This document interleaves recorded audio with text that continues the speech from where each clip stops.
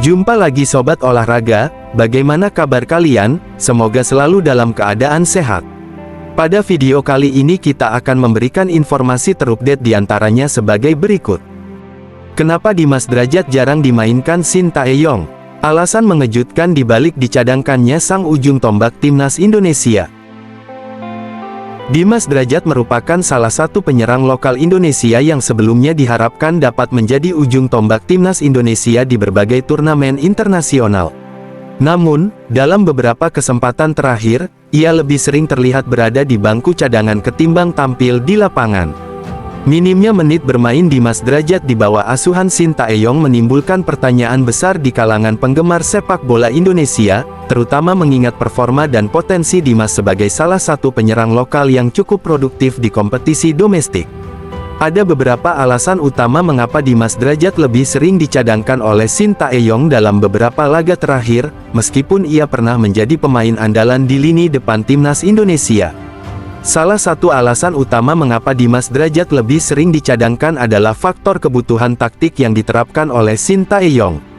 Pelatih asal Korea Selatan ini sering menggunakan formasi 4-3-3 atau 4-2-3-1, di mana ia cenderung lebih mengandalkan pemain yang memiliki kecepatan, mobilitas, serta kemampuan bermain di berbagai posisi. Di lini depan, Shin Tae-yong lebih menyukai pemain seperti Rafael Struijk, yang memiliki kemampuan bergerak di antara lini pertahanan lawan dan sering menciptakan peluang dari berbagai sudut. Rafael Struijk kerap menjadi andalan di lini serang karena fleksibilitasnya dalam bermain sebagai winger atau false nine. Dimas Drajat, di sisi lain, dikenal lebih sebagai penyerang murni yang bermain sebagai target man di depan. Meskipun ia memiliki kemampuan mencetak gol dari jarak dekat, peran ini sedikit berbeda dengan taktik yang diinginkan Shin Tae-yong, yang lebih mengutamakan penyerang yang bisa berkontribusi dalam transisi cepat dari bertahan ke menyerang. Hal ini membuat posisi Dimas sering digeser oleh pemain-pemain lain yang lebih sesuai dengan filosofi permainan cepat dan agresif yang diterapkan Shin Tae-yong. Minimnya menit bermain Dimas Drajat juga disebabkan oleh munculnya pemain-pemain naturalisasi yang memiliki pengalaman di kompetisi luar negeri.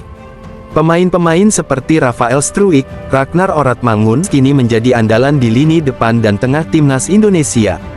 Mereka membawa kualitas serta pengalaman bermain di Liga Eropa yang sulit disaingi oleh pemain-pemain lokal. Rafael Struijk, misalnya, kerap mencetak gol di laga-laga penting, sementara Ragnar Oratmangun menjadi salah satu kreator serangan yang handal. Kepercayaan Shin Tae-yong terhadap pemain-pemain naturalisasi ini membuat persaingan di lini depan semakin ketat. Meski Dimas Drajat memiliki kemampuan yang baik, ia seringkali kalah bersaing dengan pemain-pemain yang dianggap lebih matang dari segi pengalaman dan strategi permainan internasional. Kondisi fisik dan kebugaran Dimas Drajat juga menjadi salah satu faktor mengapa ia kurang mendapatkan menit bermain. Dalam beberapa kesempatan, Dimas Drajat mengalami cedera yang membuatnya absen dari beberapa pertandingan penting timnas Indonesia. Meskipun ia telah pulih dari cedera, Shin Tae-yong tampaknya masih meragukan apakah Dimas sudah benar-benar berada dalam kondisi fisik yang optimal untuk bermain di level internasional. Pelatih seperti Shin Tae-yong sangat memperhatikan aspek kebugaran fisik pemain karena permainan yang diterapkannya menuntut intensitas tinggi, daya tahan, serta kecepatan. Dalam beberapa kesempatan, Dimas terlihat belum bisa kembali ke performa puncaknya setelah cedera, dan ini membuatnya harus lebih sering mengisi bangku cadangan ketimbang bermain sebagai starter. Dalam sistem pelatihan modern, pelatih cenderung lebih memilih pemain yang memiliki kebugaran dan stamina tinggi, terutama untuk posisi penyerang yang membutuhkan mobilitas tinggi. Faktor lain yang menyebabkan Dimas Drajat kehilangan tempat di starting C adalah berkembangnya sejumlah pemain muda yang tampil apik di lini depan. Pemain-pemain seperti Hoki Caraka, yang juga menjadi salah satu bintang muda timnas Indonesia, menunjukkan performa yang konsisten dan terus berkembang di bawah bimbingan Shin Tae-yong. Kehadiran pemain-pemain muda ini memberikan alternatif bagi pelatih untuk mengeksplorasi opsi lain di lini depan. Meski Dimas Drajat memiliki pengalaman lebih banyak di level klub, Shin Tae-yong tampaknya ingin memberikan kesempatan lebih kepada pemain muda yang menunjukkan potensi besar di masa depan. Dengan demikian, pemain seperti Hoki Caraka dan Marcelino Ferdinand mendapatkan lebih banyak menit bermain, sementara Dimas harus bersabar menunggu giliran. Shin Tae-yong juga memiliki visi jangka panjang untuk timnas Indonesia. Ia tidak hanya fokus pada kemenangan jangka pendek, tetapi juga membangun tim yang bisa bersaing di level internasional dalam jangka panjang. Hal ini terlihat dari caranya mengembangkan pemain-pemain muda dan naturalisasi. Pemain-pemain seperti Rafael Struijk dan Marcelino Ferdinand menjadi bagian penting dari rencana jangka panjang tersebut. Dimas Drajat, meskipun masih dalam usia produktif, mungkin tidak termasuk dalam visi jangka panjang Shin Tae-yong sebagai penyerang utama.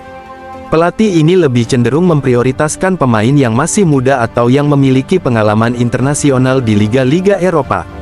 Performanya di liga domestik juga menjadi salah satu penentu.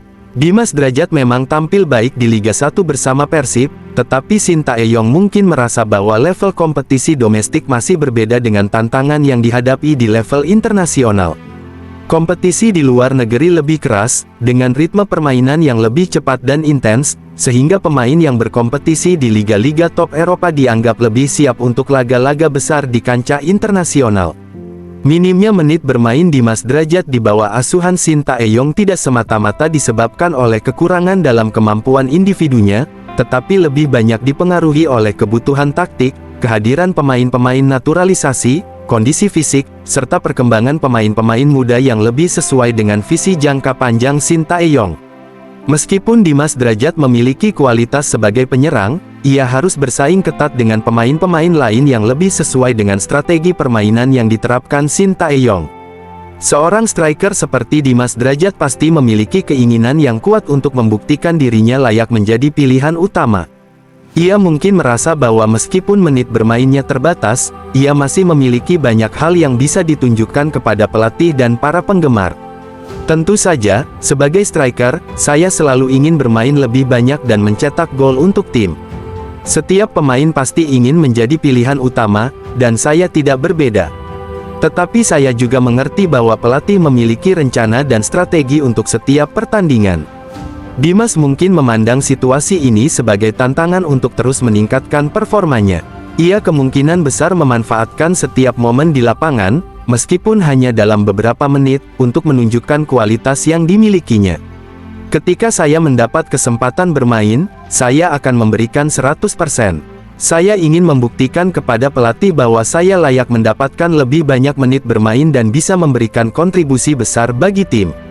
Selain ambisi pribadi, Dimas Drajat juga kemungkinan besar akan menekankan pentingnya kesuksesan tim di atas segalanya.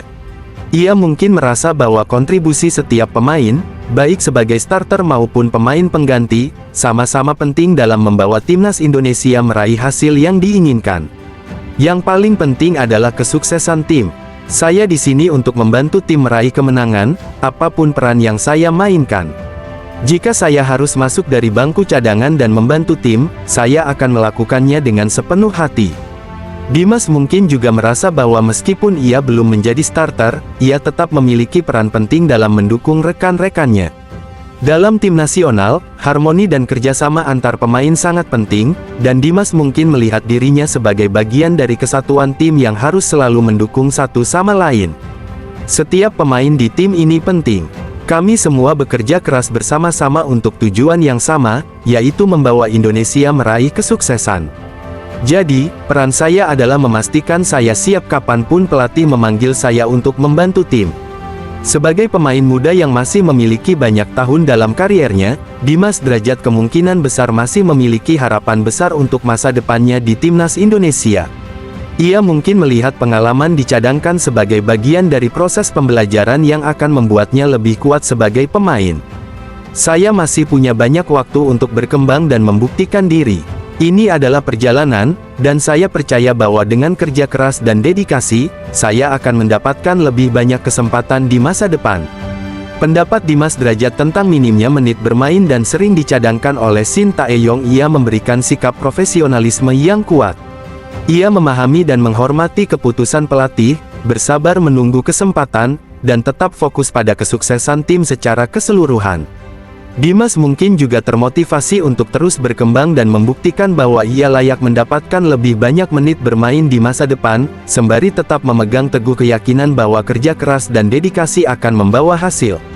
Nah, demikianlah video kita kali ini, semoga bermanfaat buat kalian semua. Akhir kata saya izin pamit, terima kasih.